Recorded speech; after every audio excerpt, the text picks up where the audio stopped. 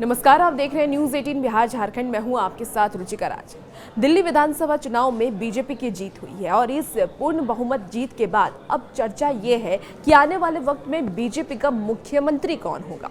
मुख्यमंत्री पर सबकी इस वक्त नजर बनी हुई है। नजर इस बात पर भी है कि कैबिनेट में किसे किसे जगह मिल सकती है। क्या बीजेपी जो अपना एक समीकरण कह लीजिए अपनाती है कि एक सीएम और 2 डिप्टी सीएम, क्या इस बार दिल्ली में भी 2 डिप्टी सीएम बनेंगे? ये तमाम ऐसे सवाल है जो लोगों के जहन में है और खासकर लोग इस बार जाति समीकरण को भी देख रहे हैं कि क्या पूर्वांचली जो हमेशा से ही बीजेपी का मुद्दा रहा है और जिस वजह से बीजेपी ने जब नरेंद्र मोदी चुनाव जीतने के बाद अपने कार्यकर्ताओं को संबोधित करे थे, उस वक्त भी उन्होंने पूर्वांचलियों का, नीतीश कुमार का जिक्र किया था। तो क्या कोई पूर्वांचली सीएम हो सकता है, या फिर कोई जाट सीएम हो सकता है, या फिर कोई सिख सीएम हो सकता है?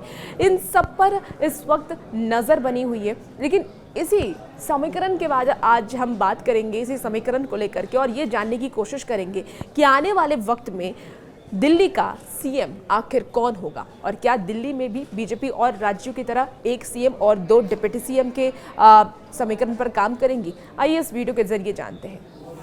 आपको बता दें कि दिल्ली में बीजेपी सरकार बनाने के लिए तैयार है। मुख्यमंत्री कौन होगा इस पर सबकी नजर है। विधायकों में से ही किसी एक को मुख्यमंत्री बनाया जा सकता है और पार्टी जाति और क्षेत्रीय प्रतिनिधित्व का संतुलन बनाना चाहती है। मुख्यमंत्री चुनने के फैसले में 1 हफ्ते से ज्यादा का समय लग सकता है क्योंकि प्रधानमंत्री नरेंद्र मोदी फ्रांस और अमेरिका की यात्रा पर जा रहे हैं। दिल्ली का मुख्यमंत्री बनने की दौड़ में कई जीते हुए बीजेपी विधायक शामिल है। उप मुख्यमंत्री की नियुक्ति की भी चर्चा है। नई दिल्ली विधानसभा सीट पर अरविंद केजरीवाल पर प्रवेश वर्मा की जीत ने उन्हें बीजेपी विधायकों में बढ़त दिलाई है। जीत का प्रमाण पत्र लेने से पहले वर्मा ने वरिष्ठ बीजेपी नेता और केंद्रीय गृह मंत्री अमित शाह से मुलाकात की। जाट नेता वर्मा एक ऐसे समुदाय से आते हैं और एक ऐसे समुदाय का प्रतिनिधित्व करते हैं जो दिल्ली के मतदाताओं का लगभग 10% है। इस समुदाय की पड़ोसी हरियाणा, राजस्थान और पश्चिम उत्तर प्रदेश में मजबूत उपस्थिति है। अब जानते हैं कि प्रवेश वर्मा के अलावा इस रेस में किन किन का नाम सामने आ रहा है, यानी कि और कौन कौन से ऐसे विधायक हो सकते हैं जो आने वाले वक्त में दिल्ली के सीएम के रेस में सबसे आगे है। तो अन्य दावेदारों की अगर हम बात कर लें तो दावेदारों में बीजेपी के एक प्रमुख पंजाबी चेहरा आशीष सूद शामिल हैं। उन्होंने एबीवीपी से अपनी राजनीतिक यात्रा की शुरुआत की थी। वो शीर्ष पार्टी नेताओं के साथ मिलकर काम कर चुके हैं।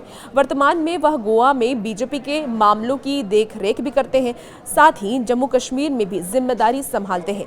दिल्ली बीजेपी के पूर्व अध्यक्ष विजेंद्र गुप्ता और सतीश उपाध्याय भी दौड़ में हैं। ब्राह्मण और बनिया राजधानी के भीतर क्षेत्रीय विविधता लाते हैं। और अब आइए जानते हैं कि कैसा होगा दिल्ली का मंत्रिमंडल, यानी कि कौन कौन से विधायक को मंत्री बनाया जा सकता है, किन किन का नाम इस वक्त सामने आ रहा है, किसे कौन सा मंत्रालय मिल सकता है, वो भी आपको इस वीडियो में बताते हैं। तो बीजेपी ने अपने मंत्रिमंडल में से एक सिख चेहरा शामिल कर सकती है। राष्ट्रीय सचिव मनजिंदर सिंह सिरसा एक शीर्ष विकल्प के रूप में उभर रहे हैं। एक अन्य संभावित उम्मीदवार तरविंदर सिंह मारवाह है। उन्होंने जंगपुरा में मनीष सिसोदिया को हराया था। मंत्रिमंडल में कम से कम एक महिला विधायक को भी शामिल किया जा सकता है, इसकी भी उम्मीद जताई जा रही है। शिखा रॉय, रेखा गुप्ता, पूनम शर्मा और नीलम पहलवान प्रमुख दावेदार हैं और इसके अतिरिक्त 4 एससी विधायकों में से एक को सरकार में शामिल किए जाने की संभावना भी जताई जा रही है।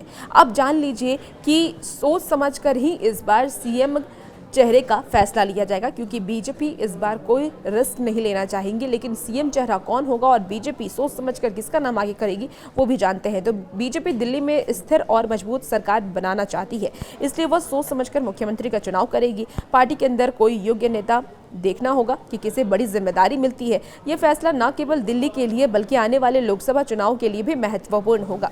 केंद्र में भी बीजेपी की सरकार है, इसीलिए उम्मीद है कि दिल्ली में भी केंद्र के साथ तालमेल बिठाकर काम करने वाले मुख्यमंत्री को चुना जाएगा, ताकि दिल्ली के भी विकास में कोई रुकावट ना आए और दिल्ली में भी विकास हो सके।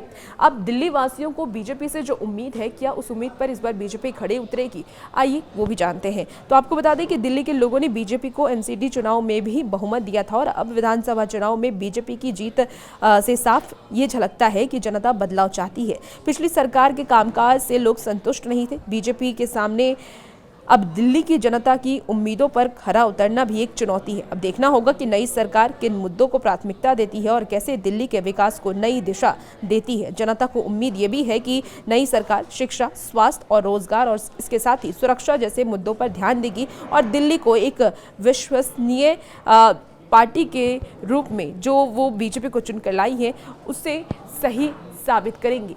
तो अब आने वाला वक्त बताएगा कि दिल्ली का मुख्यमंत्री कौन होता है और दिल्ली की जनता ने जो विश्वास बीजेपी पर जताया है उस विश्वास पर बीजेपी कितना खड़ी उतरती है। और भी ऐसे अपडेट के लिए बने रहिए न्यूज़ 18 बिहार झारखंड के साथ।